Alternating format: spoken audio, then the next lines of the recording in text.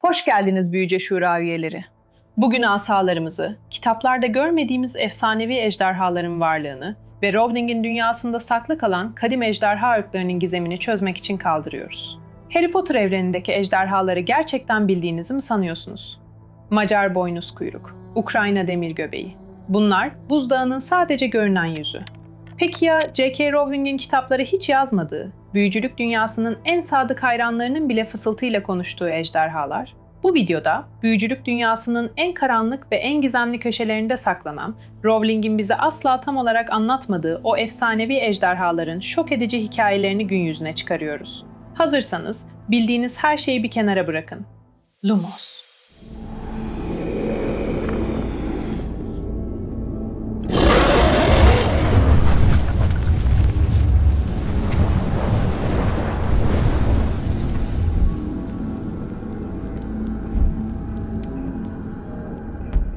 Büyücülük dünyasının en görkemli ve tehlikeli yaratıklarına yapacağımız bu derin yolculuğa önce bildiklerimizle, yani Newt Scamander'ın Fantastik Canavarlar kitabında listelediği 10 ejderha türüyle başlayalım. Bu liste, Sihir Bakanlığı tarafından tanınan ve ejderhalogların hayatlarını adadığı meşhur canavarları içeriyor. Ama sakın aldanmayın, bu bilinen ejderhaların bile anlatılmamış sırları var. Her biri kendi coğrafyasının, kendi kültürünün bir yansıması. Şimdi bu 10 devi daha önce hiç duymadığınız detaylarıyla mercek altına alalım. Listemize belki de ejderhalar arasındaki en göz alıcı olanıyla başlıyoruz. Öbürüç, opal gözü.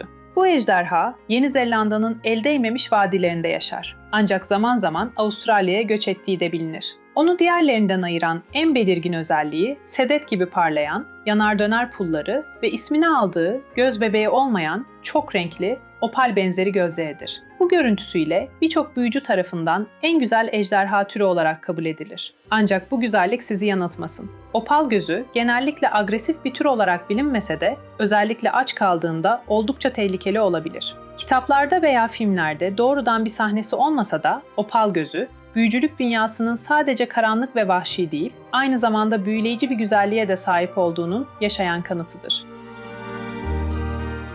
Doğu'nun gizemli topraklarından gelen bu ejderha, aslan ejderha olarak da anılır. Bu isim, ejderhanın yelesini andıran altın rengi dikenleri ve heybetli duruşundan gelir. Çin ateş topu, pürüzsüz kırmızı pullara ve basık bir surata sahiptir. Adını ise sinirlendiğinde burun deliklerinden fırlattığı mantar şeklindeki alev toplarından alır.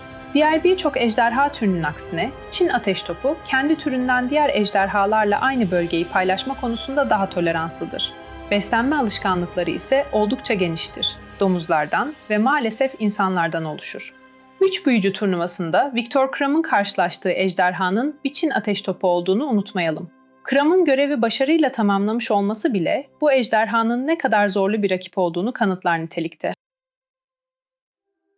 Sıradan gal yeşili, Büyük Britanya'ya özgü iki ejderha türünden daha sakin olanıdır. Adından da anlaşılacağı gibi Galler'in yeşil vadelerinde yaşar ve parlak yeşil rengiyle bu coğrafyada mükemmel bir şekilde kamufle olur. Sıradan gal yeşili genellikle insanlardan uzak durmayı ve koyunlarla beslenmeyi tercih eder. Ancak onu hafife almak büyük bir hata olur. Özellikle de şaşırtıcı bir şekilde melodik ve tanınabilir kükremesiyle ünlüdür. Bu ses, tecrübeli ejderhaloglar için bir imza niteliğindedir. 3 büyücü turnuvasının ilk görevinde Fleur Delacour bu türden bir ejderha ile karşılaşmıştır. Fleur'ün ejderhayı kalın derisine aşabilen, güçlü bir trans tılsımıyla hipnotize ederek uyutması, belki de bu türün diğerlerine kıyasla daha az ölümcül olduğunun bir göstergesi olarak yorumlanabilir. Ama yine de unutmamak gerekir ki, o uykulu canavarın horlarken çıkardığı tek bir nefes bile Fleur'ün cübbesini ateşe vermeye yetmişti. Bir anne ejderhanın yumurtasını koruma içgüdüsü, en sakin canavarı bile bir ölüm makinesine çevirebilir. Ve işte Büyük Britanya'nın diğer yerlisi. Sıradan gal yeşilinin tam zıttı, Hebrit siyahı.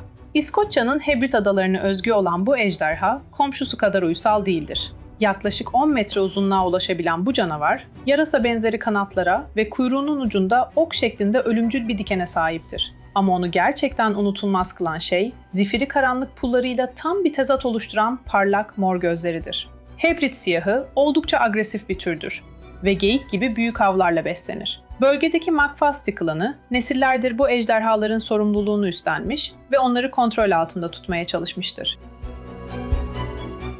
Geldik şöhreti. En yaygın ve belki de en korkulan ejderhaya.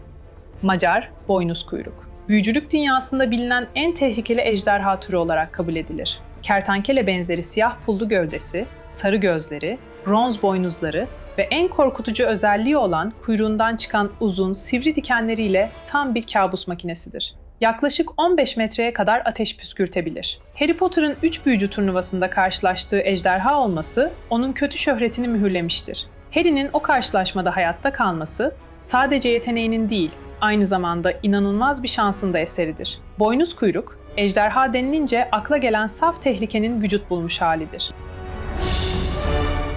Bu ejderha, Potter hayranları için özel bir yere sahip. Çünkü seride karşılaştığınız ilk ejderha yavrusu, yani Norbert, bir Norveç kütürlüsüydü.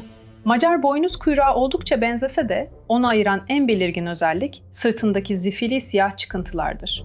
Diğer türlere göre çok daha erken yaşta, henüz 1 ila 3 aylıkken ateş püskürtme yeteneği kazanmalarıyla bilinirler. Bu da Hagrid'in kulübesinde neden o kadar çok yangın tehlikesi atlattığını açıklar. Dişilerinin genellikle erkeklerden daha vahşi olduğu söylenir. Hagrid'in sonradan Norbert'ın aslında bir dişi olduğunu ve adını Norbert olarak değiştirdiğini öğrenmesi de bu bilgiyle örtüşür. Ron Weasley'nin Norberta tarafından ısırılması ve yaranın epey can sıkıcı olması, bu türün küçücükken bile ne kadar tehlikeli olabileceğinin bir kanıtıdır. Dünyanın diğer ucuna Peru'ya uzanıyoruz. Karşınızda Peru engerek dişlisi. Bu tür bilinen en küçük ve en hızlı ejderhadır. Bakır rengi pürüzsüz pullarıyla dikkat çeker. Ancak onu asıl tehlikeli kılan boyutu değil, ismini aldığı engerek yılanı gibi zehirli dişleridir. Üstelik bu türün insanlar için özel bir damak zevki geliştirdiği bilinir. Bu korkunç özelliği onu büyücü toplumu için en büyük tehditlerden biri haline getirmiştir. 19. yüzyılın sonlarında nüfuslarının kontrolsüz artışı, Uluslararası Büyücü Konfederasyonu'nu harekete geçirmek ve türün nüfusunu azaltmak için ejderha avcıları göndermek zorunda bırakmıştır. Charlie Weasley'nin hayatını adadığı topraklara, Romanya'nın Karpat Dağları'na geldik. Burası Romanya uzun boynuzlusunun ana vatanıdır. Koyu yeşil pulları ve adını aldığı başından bir boğa gibi fırlayan uzun, parıldayan altın rengi boynuzlarıyla tanınır. Bu boynuzlar sadece bir süs değildir, avını yakalamak için kullandığı ölümcül bir silahtır. Boynuzları toz haline getirildiğinde çok değerli bir iksir malzemesi olduğu için bu tür yıllarca avcıların hedefi olmuştur. Bu yüzden Romanya'da bu görkemli canavarları ve diğer ejderha türlerini korumak ve incelemek için büyük bir ejderha koruma alanı kurulmuştur. Burası, Charlie gibi ejderhaloglar için bir yuva olmuştur. İsveç kısa burunlusu. İsveç'in ıssız ve soğuk dağlarında yaşayan bu ejderha, gümüşi mavi pullarıyla adeta bir buz devi gibi görünür. Ancak bu güzellik ölümcül bir güçle birleşir. İsveç kısa burunlusunun püskürttüğü parlak mavi alev o kadar sıcaktır ki saniyeler içinde kemiği ve keresteyi küle çevirebilir. Genellikle insan yerleşimlerinden uzak durduğu için adına kaydedilmiş insan ölümü sayısı diğer türlere göre daha azdır. 3 büyücü turnuvasında Cedric Diggory bu ejderha ile yüzleşmek zorunda kalmıştır. Cedric, bir kayayı köpeğe dönüştürerek ejderhanın dikkatini dağıtmayı başarmış ve bu zekice hamleyle yumurtayı alabilmiştir. Ve geldik listenin sonuna. Bilinen en büyük ejderha türüne, Ukrayna demirgöbeği. 6 tona varan ağırlığıyla bu canavar tam anlamıyla yürüyen bir dağdır. Metalik gri pulları çelik kadar serttir ve pençeleri inanılmaz derecede ölümcüldür. Diğer ejderhalara göre daha yavaş uçmasına rağmen indiği herhangi bir yapıyı ezebilecek kadar ağırdır. Bu yüzden son derece tehlikeli olarak sınıflandırılır. Bu ejderha Harry Potter serisinin sonlarında kilit bir rol oynamıştır. Harry, Ron ve Hermione'nin Gringotts'taki Lestrange kasasından kaçmak için kullandıkları kör ejderha bir Ukrayna demirgöbeğiydi. Yıllarca yer altında işkence görmüş bu zavallı yaratığın hikayesi, büyücülük dünyasının bazen ne kadar acımasız olabildiğinin en hüzünlü örneklerinden biridir.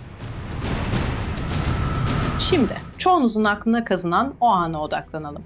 Ateş Kadehi'ndeki ejderha görevi. Filmde Harry'nin Macar boynuz kuyruk ile Hogwarts çatosunun çatılarında nefes kesen bir kovalamaca yaşadığı görsel bir şölen izledik. Ama size kitabın sayfalarında yaşananların çok daha farklı, çok daha zekice olduğunu ve Harry'nin karakteri hakkında çok daha fazla şey anlattığını söylesem, Filmde gördüğümüz saf bir aksiyon sekansıdır. Harry, ejderhanın zincirlerini koparmasına neden olur ve ardından tüm Hogwarts arazisini kapsayan bir kovalamaca başlar. Bu sahne, Harry'nin süpürge üzerindeki kusursuz hakimiyetini ve doğal yeteneğini gözler önüne serer. Kitapta ejderhalar arenadan ayrılamaz. Onlar, şampiyonların zekasını test etmek için orada duran engellerdir. Harry görevi öğrenir ve burada filmde çoğu zaman atlanan bir dinamik devreye girer. Hermione'nin yorulmak bilmeyen araştırmacı ruhu. Harry tek başına değildir. Hermione, ona asasını çağırma büyüsü olan Accio üzerinde ustalaşması için koçluk yapar. Plan, ejderhanın üzerinden uçup yumurtayı kapmak değildir. Plan çok daha basittir. Süpürgeni çağır, ejderhanın dikkatini dağıt ve hızla yumurtayı al. Kitaptaki sahne bir kovalamacadan çok bir boğa güreşini andırır. Harry ateş okunu çağırır. Boynuz kuyruk, yuvasını koruyan öfkeli bir annedir. Harry, Wronski finti olarak bilinen ünlü bir Quidditch manevrasıyla ejderhaya doğru dalar. Sanki üzerine çakılacakmış gibi yapar ve son anda yukarı süzülür. Amacı, ejderhayı sinirlendirip havalanmaya teşvik etmektir. Boynuz kuyruk bu tuzağa düşer ve yuvasını bir anlığına korumasız bırakır. İşte o kısa anda Harry tekrar aşağı dalar ve altın yumurtayı kapar. Her şey arenanın içinde, strateji ve sinir harbiyle gerçekleşir. Peki bu fark neden önemli? Çünkü film Harry'i bir aksiyon kahramanına dönüştürürken kitap onu bir problem çözücü olarak sunar. Kitaptaki Harry kaba kuvvetle değil, arkadaşlarının yardımıyla ve zekasıyla kazanır. Bu serinin ana temalarından biridir. Filmdeki sahne görsel olarak tatmin edici olsa da kitabın anlattığı o derin karakter gelişimini ve stratejik zekayı ne yazık ki ıskalar. 10 farklı ejderhayı tanıdık ve kitap ile film arasındaki o derin farkı konuştuk. Peki sizin favori ejderhanız hangisi? Vahşi Macar boynuz kuyruk mu? Yoksa zarif öbürüç opal gözü mü? Ve ejderha sahnesinin kitap versiyonunu mu yoksa film versiyonunu mu daha çok seviyorsunuz? Yorumlarınızı bekliyoruz. Kanala abone olup bildirimleri açmayı da unutmayın. Şimdi sıra fandomun kayıp efsanelerine geldi. Newt Scamander'ın listelediği 10 ejderha hikayenin tamamı değil. Büyücü dünyası tıpkı bizim dünyamız gibi kayıp türlere ve efsanelere ev sahipliği yapıyor. Rowling'in yarattığı evren o kadar geniş ki hayranlar tarafından yıllardır kazılan, eski Pottermore notlarına veya röportaj kırıntılarına dayandırılan ve adeta birer efsaneye dönüşen ejderhalar var. Bunlar resmi kanonda yer almasa da evrenin ne kadar derin olabileceğinin kanıtı. İşte karşınızda fandomun asla unutmadığı 2 yasaklı ejderha. Portekiz uzunburunlusu ve Katalan ateş topu. Bu ejderhanın ismi bile büyü dünyasında devasa bir akademik savaşın tetikleyicisi. Kaynaklarda onun hakkında öyle büyük bir tartışma dönüyor ki bu bile onun ne kadar özel olduğunun bir kanıtı. Bu türün Portekiz'in kuzeyindeki dağlık bölgelerde yaşadığı biliniyor. Ancak en büyük gizem onun bizzat kendisinde saklı. Newt Scamander gibi uzmanlar ve dönemin ejderha lokları onun pullarının sıra dışı yapısı yüzünden birbirine girmiş durumda. Bir kısım onun tamamen bağımsız, nevi şahsına münhasır bir tür olduğunu savunurken, diğerleri onu sadece bir alt tür olarak kabul ediyor. Düşünsenize, Portekiz dağlarında büyücü bilim insanlarını hala resmi bir sınıflandırma yapamayacak kadar çıkmaza sokan, kimliğini dünyaya kanıtlamaya çalışan asi bir ejderha kolonisi. Bu fikir bile heyecan verici değil mi? Katalan ateş topu. İspanya'nın Katalonya bölgesine özgü olan bu ejderha, adından da anlaşılacağı gibi ateşle derin ilişkisi olan bir türdü. Büyü dünyasındaki bazı teorisyenler, bu türün heybetli isminin yıllar sonra üretilecek olan o ünlü yarış süpürgesi ateş okuna isim seçilirken bir ilham kaynağı olmuş olabileceğini öne sürüyor. Charlie Weasley'nin Romanya'daki koruma alanında bahsettiği bu nadir canlılar, tıpkı Portekizli kuzenleri gibi gözlerden o kadar uzaklar ki haklarında çok az şey biliniyor. Belki de uzak akrabaları olan Çin ateş topu ile girdikleri bölge rekabetini kaybettiler. Ya da doğalarındaki o vahşi ateş kendi sonlarını getirdi. Bu gözlerden uzak, adeta birer efsaneye dönüşmüş ejderhalar, büyücülük dünyasının sadece sihirli başarılarla değil, aynı zamanda tarih sayfalarında kalan kayıplar ve derin gizemlerle dolu olduğunu bize hatırlatıyor. Harry Potter hayranları bilir ki, J.K. Rowling'in kaleminde hiçbir şey tesadüf değildir. Peki ya ejderhalar? Onlar sadece savaşılması gereken canavarlar mı? Yoksa daha derin bir anlam mı taşıyorlar? Elbette taşıyorlar. İlk olarak ejderhalar en temel anlamda aşılması gereken engeli temsil eder. Onlar, Sihir Bakanlığı tarafından 5X ile yani en tehlikeli kategoriyle sınıflandırılmıştır. Harry'nin turnuvada bir ejderha ile yüzleşmesi, onun ölümcül tehlikelerle başa çıkabilen bir kahramana dönüştüğü anı sembolize eder. Boynuz kuyruk, Voldemort'un ve saf kötülüğün somut, pullu bir temsilidir. Ama Gringotts'taki kör ve işkence görmüş Ukrayna demir göbeğini düşünelim. O, büyücü toplumunun karanlık yüzünü, gücü elde etmek için doğayı nasıl sömürdüğünü temsil eder. Cin cücelerin bu görkemli yaratığı bir gardiyana dönüştürmesi, gücün yozlaştırıcı etkisinin bir alegorisidir. Harry ve arkadaşlarının onu serbest bırakması sadece bir kaçış değil, aynı zamanda bu adaletsizliğe bir başkaldırıdır. Norberta'nın hikayesi ise daha kişisel bir temayı, kontrol edilemeyen sevgiyi ve sorumluluğu işler. Hagrid, tehlikeli olduğunu bilmesine rağmen Norberta'yı sever. Ama Norberta büyüdükçe bir tehlikeye dönüşür. Bu durum, sevginin bazen gitmesine izin vermek anlamına geldiğini gösterir. Hagrid'in Norberta'yı Charlie'ye göndermesi, onun için yürek parçalayıcıdır. Ama aynı zamanda bir büyüme anıdır. Kısacası, ejderhalar sadece fantastik canavarlar değil. Rowling'in bize büyüme, tehlike, ahlak ve kayıp hakkında hikayeler anlattığı güçlü sembollerdir. Resmi kaynakların bittiği yerde hayranların o inanılmaz yaratıcılığı başlar. Bu teoriler kanon olmasa da üzerinde düşünmesi son derece keyifli akıl oyunları. En popüler teorilerden biri Draco Malfoy'un ismiyle ilgili. Draco'nun Latince'de ejderha anlamına geldiğini biliyoruz. Bir teoriye göre Malfoy ailesinin soyu bir şekilde ejderhalarla bağlantılı olabilir. Belki de atalarından biri ejderhalarla özel bir bağı olan bir ejderha lorduydu. Bu, Malfoy'ların o aristokratik kibrini açıklayabilir. Draco'nun yolculuğu, adının ağırlığını taşıyamayan bir ejderhanın hikayesi olarak da okunabilir. Başta ateş püsküren bir rakip gibi görünse de, sonunda korkan, yolunu kaybetmiş bir çocuğa dönüşür. Bir başka ilginç teori ise, ejderha kalbi, özlü asaların sahipleriyle ilgilidir. Ollivander'a göre bu asalar en güçlü büyüleri yapabilir ve sahipleriyle güçlü bir bağ kurarlar. Viktor Krum gibi güçlü büyücülerin bu tür asalara sahip olduğunu biliyoruz. Teoriye göre ejderha kalbi, özlü asalar, sahiplerinin tutkulu ve hırslı doğasını yansıtır. Bu asaları seçen büyücüler, tıpkı bir ejderha gibi büyük bir güce sahip olma potansiyeli taşırlar. Ancak bu güç onları kolayca karanlık tarafa da çekebilir. Peki ya eğer öyle olsaydı senaryoları? Mesela Harry, 3 büyücü turnuvasında Macar boynuz kuyruk yerine Peru engerek dişlisiyle karşılaşsaydı ne olurdu? Boynuz kuyruk, büyük ve nispeten yavaş bir hedefti. Ama engerek dişlisi bilinen en hızlı ejderhaydı. Küçücük, zehirli ve inanılmaz çevik. Harry'nin ateş oku bile yetersiz kalabilir miydi? Belki de Harry'nin hız yerine çok daha kurnazca bir büyü kullanması gerekirdi. Bu teoriler bile Rowling'in yarattığı dünyanın ne kadar zengin olduğunu gösteriyor. Bugün büyücülük dünyasının en görkemli yaratıklarının gökyüzünde unutulmaz bir yolculuğa çıktık. Tanıdık devlerden başladık, kitap ve film arasındaki farkları keşfettik. Oradan fandom'un derinliklerine dalarak yasaklı ejderhaların fısıltılarını dinledik. Bu canavarların sadece kaba kuvvetten ibaret olmadığını, aynı zamanda güçlü semboller olduğunu gördük. Ve son olarak hayranların hayal gücüyle bu dünyanın sınırlarını ne kadar zorlayabileceğimizi anladık. Anladık ki ejderhalar, Harry Potter evreninin sadece bir parçası değil, onun ruhunun bir yansıması. Onlar tehlike, macera, sır ve keşfin sembolü. Hogwarts'ın sloganının Draco dormiens nunquam titilandus, yani uyuyan bir ejderhayı asla gıdıklama olması bir tesadüf değil.